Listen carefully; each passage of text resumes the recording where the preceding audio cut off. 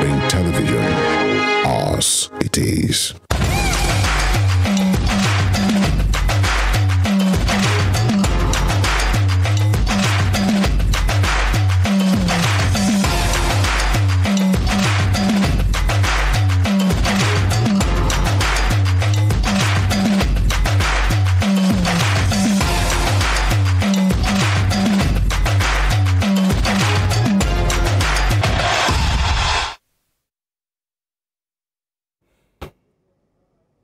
Hi, good morning and welcome to another episode of Spring Sports on Western Spring Television. My name is Joseph Atawa saying good morning and welcome once again. So much to talk about on the show this morning, most especially the local scene. And don't forget that the biggest morning spinning and the most lucrative football competition in the world, the UEFA Champions League, continues tonight. It's the quarterfinal stage and we can't wait. Of course, interesting stories coming your way this morning as Leicester City has appointed Dan Smith as their manager until the end of the season.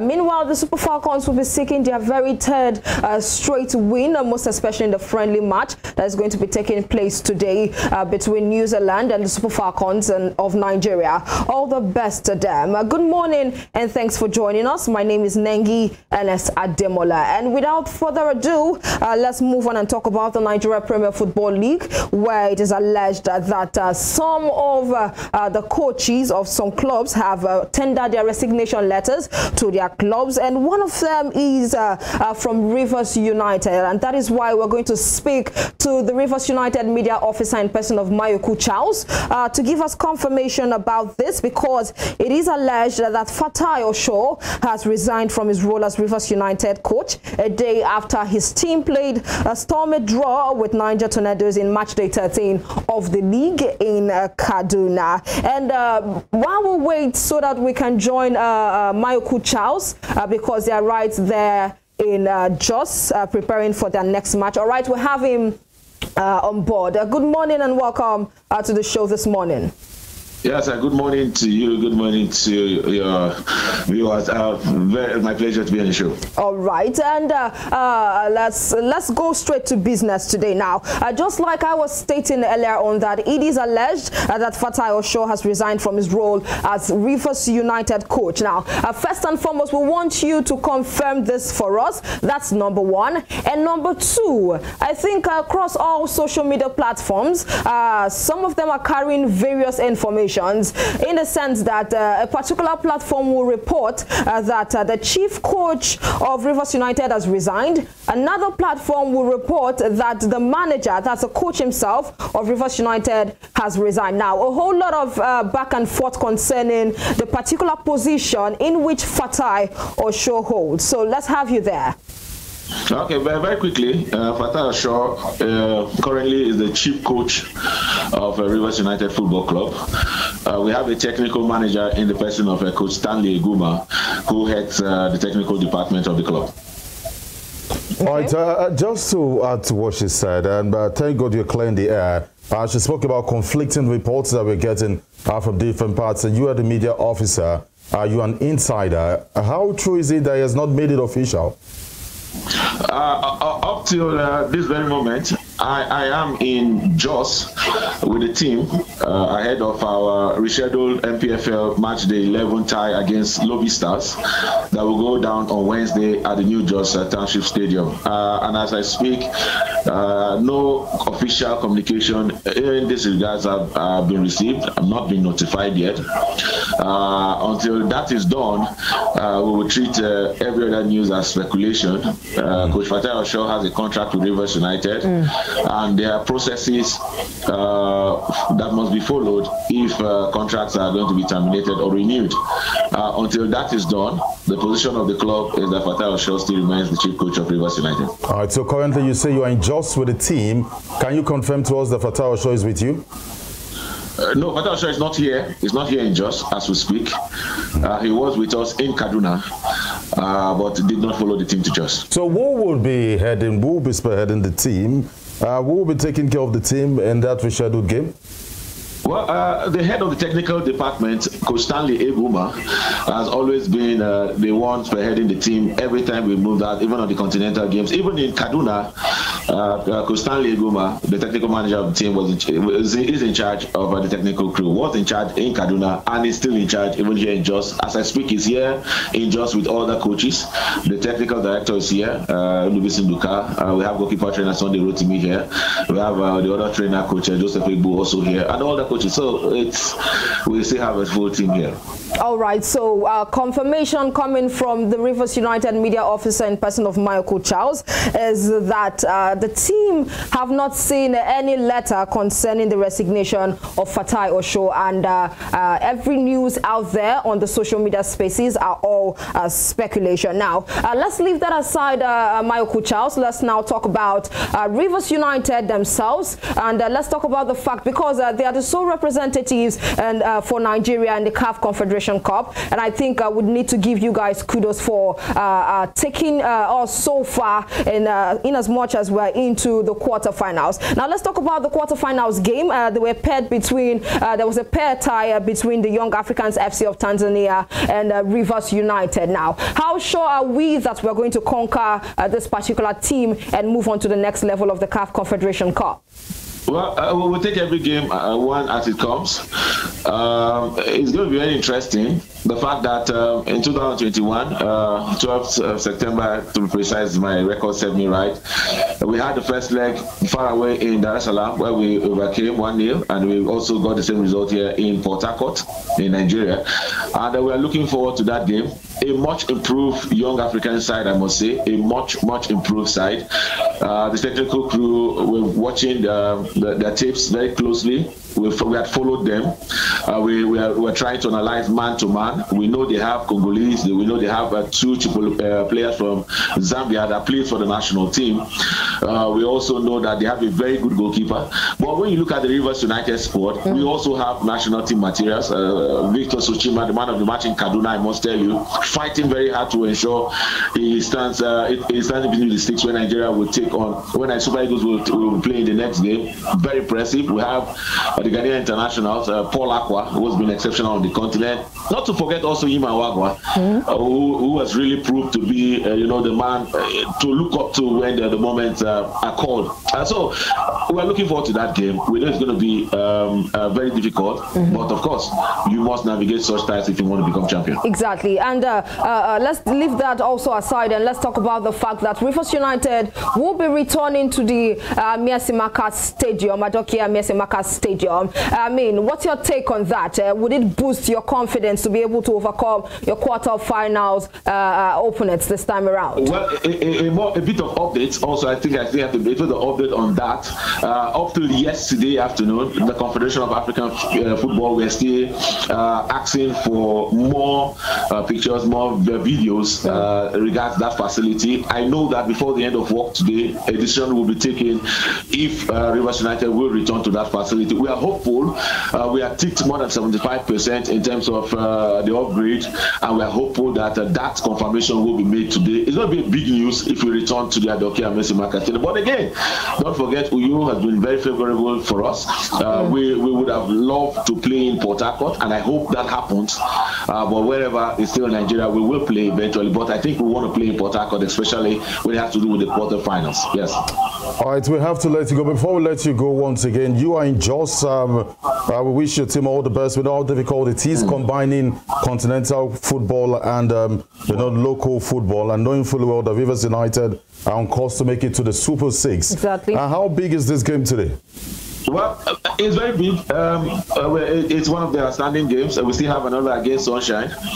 3 points separate both teams. But the issue is this. I personally, I don't want to speak as the media officer of the club. I want to speak as an analyst, as a journalist, as one who loves Nigerian football. I think the games are coming too quick. The fixtures are too tight. Rivers United have been involved in a competitive game in almost like every 3 days, every 2-3 days. We have a game again Wednesday. On Sunday, we're going to be playing Dakada. We hear that another game is going to be fixed on Tuesday before the team take on a quarterfinal game on Sunday. We can't continue. If the team goes this way, the guys will be fatigued. They will not be able to give it their best as far as that game the weekend in the quarterfinal. So I think after the game on Sunday against Dakada, the team should just be allowed that extra 4 or 5 days to prepare and recover for the quarterfinals game. It's going to be the biggest game in the history of the football club. It's going to be the biggest game in the history of Rivers United. Even for football in Nigeria, everyone should be on deck to support the team to ensure that we get the favorable result here in Nigeria. And when we hit Dar es Salaam in 1 week time, it's going to be something else. Right, I'm sure Nigerians will be behind Rivers United on the continent, and we're hoping that you replicate what Ayimba did far back in 2005-2006 season. We wish your team all the best. Do good luck to the boys. Thank you so much. I know I wouldn't have to pay for any advert, but there's a certain Super 8 tournament that is upcoming, and they have to vote. So if you have to vote, vote Rivers United. I do wish your team all the best, and congratulations, Zayed. And have a lovely day. All right, that's the media officer of Rivers United. Thanks for being a part of the show. Because of time, we must move on here. And from one speculation to another, but this is confirmed. We understand that the technical advisor of Wiki Toys Football Club, his name is Abdullahi Adamu, has resigned from his appointment. Adamu, in a letter addressed to the chairman, Wiki Toys Football Club, lamented that since he assumed duty as technical advisor of the club, he has not been given the opportunity to function fully in his office due to interference by the management of the club. And besides that, just to put stress on that, this is coming from the Punch newspaper, that according to him, he was rendered helpless, pointing out that this led to the abysmal performances of the club during matches. And speaking about this, Joseph, now we just confirmed from what's his name now, Mayuku Charles, as the Rivers United media officer, that if I'm not mistaken, and if I heard correctly, that for some time now it has just been Stanley Iguma and I think the technical advisor that has been there back to back in matches. So what's now the function of the chief coach and person of Fatai Osho for Rivers United? That is another topic to talk about another day. But aside from that, we listened to Mayuku Charles also talking about the fact that it has been congested for Rivers United. And the truth is that nobody hoped for Rivers United to go this far, as the quarterfinals in the CAF Confederation Cup. And aside from that, we're also aware of the fact that right from the start of the season, the IMC and the board of directors made it clear to us that this time around the NPFL 2022-2023 season is going to be an abridged league version, and it is going to be congested. And that is what currently Rivers United is being faced with. But we do hope to see that they can be able to be professional about that enough and scale through in as much as they have a CAF Confederation responsibility to play for us also. Well, for Rivers United, I mean, what's it right now? I mean, they pumped in so much money into the club, and the government is not just pumping money into the clubs, they expect a result. And of course, you and I know that if they win the CAF Confederations Cup, we know the amount of money that we pumped into football in Rivers State, and that is good for the state because they've invested so much. I mean, look at the players they have at the club. They're not all Nigerians. They have at least 6 or 7 foreigners there, and one of them starts for the national team at Rivers United, so it shows how much they've been able to invest. They have more than 20 players in store, if not 23 to be precise. So if these games are coming in, we've seen it in Europe too. It's how you manage this score, but they need to prioritize. They need to prioritize which they want the most. If it's the CAF Confederation Cup, you need to put in your best. You need to do everything possible. We've seen what happened with Arsenal. Trust me, if they wanted to go far in the FA Cup or other cup competitions, they would, but then they know they have not won the league in years. And that is where their focus is at the moment. An exceptional performance they did put out this season so far. So the same thing applies to Rivers United. They need to choose which they want, but then they're caught in the web right now because they're top of the group on the local scene. They're through to the quarterfinals of Africa's second biggest club competition, which is the CAF Confederations Cup. So it's a dicey one, and I understand the angle the media upside is coming from, but then this is what you get. If you want to be champion, you have to work thoroughly for it. And for the coach of Wiki Toys, we go through the letter. He said interference from the management, and that is not really good. I mean, even as presenters that we have, if the owner or the head of this station starts to believe that they can do better than we can do, starts to give us advice, at some point we don't feel comfortable and to falter. So I think for him, if I was in his position too, I'll do the same thing because I want to work, and if I fail, I take full responsibility. And I failed. So that's the situation from Wiki Toys Camp. Anyways, let's move ahead from that one. Let's move ahead from the Nigerian Premier Football League and talk about the NNL, because the 2023 Nigerian National League transfer window will start from Monday 17th April, with all the clubs expected to complete deals on signings of new players to join their fold. And now the window, which will mark the end of the first stanza of the 2022-2023 season,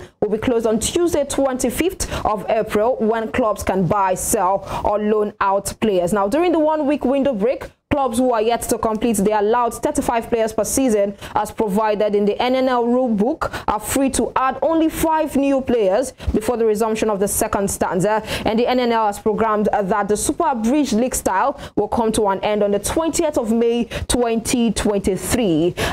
Just to add to that, the NNL first stanza matches will be concluded this weekend, starting from Friday 14th Monday to Monday 17th April 2023. All the best to all of the teams definitely in this transfer window. Let's see how much, let's see how many players they can be able to get to add to their squad to be able to gain promotion at the end of the day. Yeah, and I feel in as much as, you know, this news is coming out that the transfer window will be open and players will be able to move from one club to another, it's also necessary that we know that as a nation we're big enough to take responsibility for whatever we do, in the sense that it's still sad that at this point you go check out for stories from online for the Nigerian Premier Football League. Most of these sites are not updated. Even the transfers, it's a letter sent to maybe a particular blogger to publish. I should be able to access the website of the NNL, for example. Each club should have a working website where I can go check which players moved and which players not. And, you know, it's even unfair to these players, because scouts sometimes, they check out a video, they want to look at a performance, what the club has said about you. There is nothing to write them about. You can go on the NNL, go on Twitter. Sometimes you see that it has been updated 1 month ago. 1 month or 2 months ago, which is totally unfair and shows how unserious we are.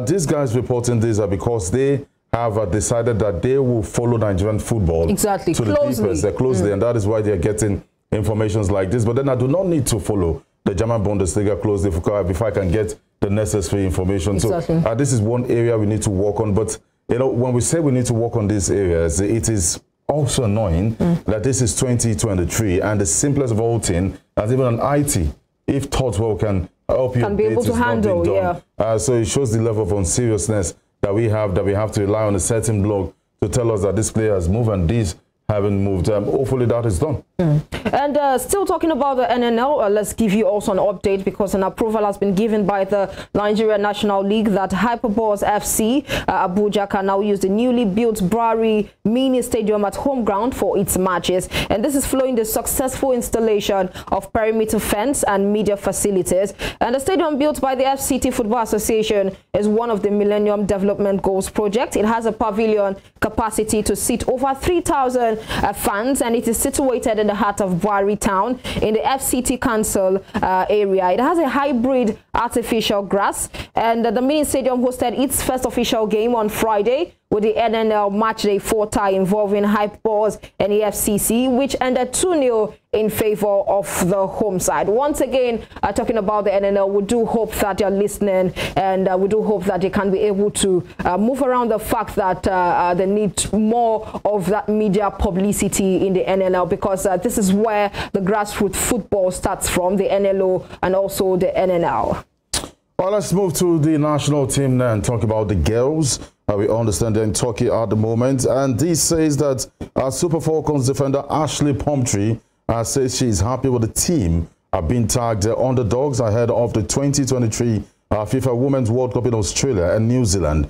The 9-time African champions are currently in Turkey, where they are involved in an exhibition games in preparation for the World Cup scheduled to hold from the 28th of July to the 20th of August. The Falcons beat Haiti 2-1 last Friday at the Emir Sports Complex in Antalya, Turkey, and will face World Cup host New Zealand. And again, the other news says that they want to show that they're not pushovers. But then the girls say, we like the fact you're calling us underdogs. Let's see what happens at the World Cup. Exactly, and that is what we're all looking and hoping forward to. Like I said earlier on the show, when we started, that they'll be looking forward to make it a third straight win in the international friendly games. I think that very first win came against Costa Rica, where they scored by a lone goal to nothing against Costa Rica. That was in the Mexican Revelation tournament, which was held, if I'm not mistaken, at the early part of this year. And coming into this particular international friendlies, talking about this in Turkey, I think it's been a good one. It's been a different vibe from the one we got before, because we have the likes of Asisat Oshoala, who scored a goal when they played against Haiti, and what's her name now, the second girl who scored the goal, I think Esther Okoronkwo. That was the girl that made it the second goal for Nigeria Super Falcons to be able to surpass their Haitian counterparts, their Haitian opponents, to say. And this time around, talking about New Zealand, if you look at them, I think it's been long where they got a win, and I tell you for sure that they would not be pushovers today, because the reason for all of this international friendly games is to get your game plan together and see how you can be able to buttress your team, see how you can be able to develop something that would serve you for a long time, even going into the World Cup. And that is what Randy Waldrum is currently trying to do, and we'll see how things pans out to be, because these girls are also, in their own way, they are desperate for a victory, most especially now and going into the Women's World Cup. So we'll see how things pans out to be for them. But a proper analysis on these girls and also the national team, with the little experience, as I said some weeks ago, that I have in this game, in this sports analysis and of course presentation, I spoke about the Chipolopolo of Zambia, how they came back under Hervé Renard to win the African Cup of Nations against Cote d'Ivoire. And Cote d'Ivoire also learns their lesson that this is a golden generation. Yeah. They came back again after Nigeria won in 2013 to win the African Cup of Nations with the same coach that won for Zambia in Hervé Renard. Now, we have two coaches in Randy Waldrum and Joseph Peseiro of the Super Eagles. And truth be told, in the whole of the continent, talking female football now, you want to look at the team that has some of the big players playing in some of the big leagues in the world. You point at the Super Falcons, which is evidently said in the record. They also have 9-time African champions. One of the only team in Africa to have got into the next round of the FIFA World Cup. We're on the verge in 1998 to get to the quarterfinals of the competition, but failed to. Look at the talent we have. What I'm trying to say in a nutshell is that we'll only try to patch teams who do not have a coach in Randy Waldrum. What is doing, and a local coach will do that, to take the girls to where they belong. It's sad that a team like Zambia had to beat us to claim third at the African Cup of Nations, the female version, which wasn't good for the girls. The same thing with the Super Eagles. Look at the players we have. And if we can have the likes of Wilfred and sitting on the bench, and you have a coach in Joseph Peseiro comfortable with the Super Eagles winning 1-0 against a lowly rated Guinea-Bissau, then there's a problem. What I see coaches like Jide Deschamps do is that if they play lowly ranked team and they win 3 goals to nothing, you see at the press conferences, what they say is that they're slightly disappointed that the boys should have done more. It means that they know the arsenals they have at their disposal, so they want more goals. So when you have a coach who is okay with this mentality of let's just scale through, it's terrible, and I smell doom for the two teams. And aside from that, I think at this point in time, and not just the coaches had to take this blame, but I think at this point in time, the NFF also would want to take this blame in terms of setting goals right here for the coaches. Now, we're not saying setting a point for them, a target for them is wrong, but sometimes, most especially the kind of coaches we have, once you set that target for them, they work towards that target, and once they're able to get that target, say for example, take us to the semi-finals, take us to the quarterfinals of the AFCON or of the World Cup. Once they get there, I think that's all. And I think they need a wider perspective to this thing. Talking about our Super Eagles and also the Super Falcons, the coaches need a wider perspective. You're not just getting to that target. We need to make history. We need to make a name. You look at Nigerian football, you look at, just like you said, highlighted, you look at the crop of talents we have. The Samuel Chukwueze who scored a very perfect goal for Villarreal during the weekend. I tell you for sure that even the commentator had to be confused. Talking about that particular goal, he started mentioning the crop of talents that we've had in Nigeria so far. And you look at those kind of people come to play against Guinea-Bissau, and you do not see any performance, and you're wondering where's the mistake coming from. Definitely the coaches would have to share in this one, but we'll see how things pan out to be. As journalists would always talk about this, and would just hope for a change permanently? Well, but if you want change, you know, there are certain steps you take. Exactly. The problem we have as a nation, as a people too, is that we always agree to a compromise. They've gotten to the semi-finals of the African Cup of Nations. You hear the ordinary man on the streets, even the so-called administrators say it's a right step in the right direction. They've tried. We're taking one step at a time. Yeah, it is sad that Nigeria has won the African Cup of Nations only 3 times. They've gotten to the semi-finals. They've been second for more than 6 times. It means that if you're second for more than 6 times, it means you've gotten to the final more than 7 times, and nothing has been done. We've come third more than 7 or 8 times. I can't remember here, but we've only won the competition 3 times. What am I saying? We look at administrators here. They say Yusuf Peseiro is paid $40 or how many thousand dollars per month. Trust me, it goes on with probably half of that money because some persons are benefiting from it. It's sad that we do not qualify for the World Cup. We understand. But then there is something they say that continuity is key. The last African Cup of Nations we won was won by local coach in the late Stephen Keshi. In 1994, 1998, then we had players who really wanted to play, and we had coaches who were very good like Joe Bonfrey and the rest. So at this time around, you know, this generation will fade because the next World Cup is in the next 4 years. How old is Victor? At 4, who says he'll be on top of his game by that time? Look at this. What's the guarantee? Yeah, so there's so many things, and how can you redeem that images? Go to Cote d'Ivoire and win the African Cup of Nations. We're title favorites after the last game we played against Guinea-Bissau. So before we played that very annoying game against Tunisia in Garoua in Cameroon. So something needs to be done in terms of the administrators. Put things right. They should know that, see, it's not just the players who parade on the pitch, but they're playing for millions of people who are all over hoping, the world. You know, that these guys will get the result done. And finally, we had second or third most expensive team in the world. I think the Senegalese team will also come out to the fold, but then unfortunately we are 6th in Africa. And looking at that, I think a whole lot needs to be done, most especially administratively when you talk about Nigerian football, because even the layman on the street, everybody on the street looks at what is before us and what has before us so far in the world of football. Because I mean, with our crop of talents, with our population, we should be able to get things right. We should be able to have developed over the time. Now, you would want to say that the NFF, and in as much as anybody who is in charge of footballing in Nigeria, should take a glimpse, should take a look at what Morocco is doing right, at what Senegal, even as low as Zambia, even as low as Guinea-Bissau, what are they doing right to be able to get these people down well? I mean, it's all of this and round about it. There's no other way. Yeah, just before we go on the break too, and you know, talk about the UEFA Champions League. Dear, you spoke about the North Africans. You see, even if you look at the continent itself, and how developed this country, the continent is. Some of the most developed countries are from the north, the Algerians, the Egyptians, the Moroccans. Yeah. Exactly. It's a thing of the mind that has been on for ages when it comes to West African countries. So you look at corruption, where is it the most? You find it in West Africa. Go to Ghana, come to Nigeria. Lots of these countries here. So if it's not working for the economy, how do you think they'll prioritize sport and see it as something worthy of, you know, improving or making it count? So it's a thing of the mind. We need a total overhaul, and because corruption is part of the reason why Nigerian football hasn't grown.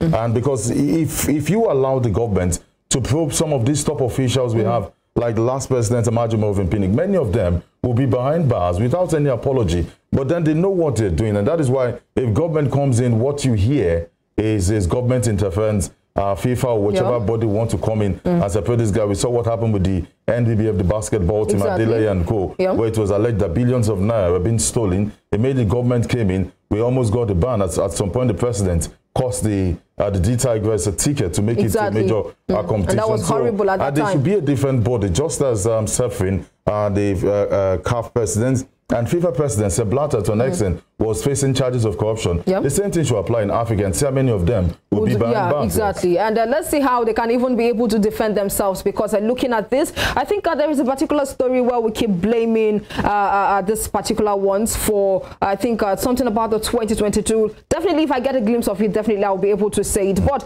that's it for us in the Nigerian football. And just like I said earlier on, as journalists, as sports journalists to be precise, we would keep talking about this and only hope for a change and only hope for a development. That reminds me of the fact that we even have a 10-year master plan in football on ground. I mean, what has been done about that? Is it just on papers, or we're going to see that come in as soon as possible? I'm going to be very blunt with you here. Now, if you talk about 10-year master plan, you look at the Moroccan FA president, whenever he's going for inspection or going to visit, traveling from one part of the country to another, yeah. I mean, it moves like an ordinary man, probably maybe with a car behind as support. But then the NFL president, former president, Alhaji Melvin Pinnick, was in Osun State, Osogbo Township Stadium, to be precise. At some point, I was trying to understand if it was the governor that was around or an NFL president. Do you understand? We're supposed to be overseeing football in country and ensure it grows. What are you doing with 13, 14 cars? It was massive. It was a convoy. Do you understand?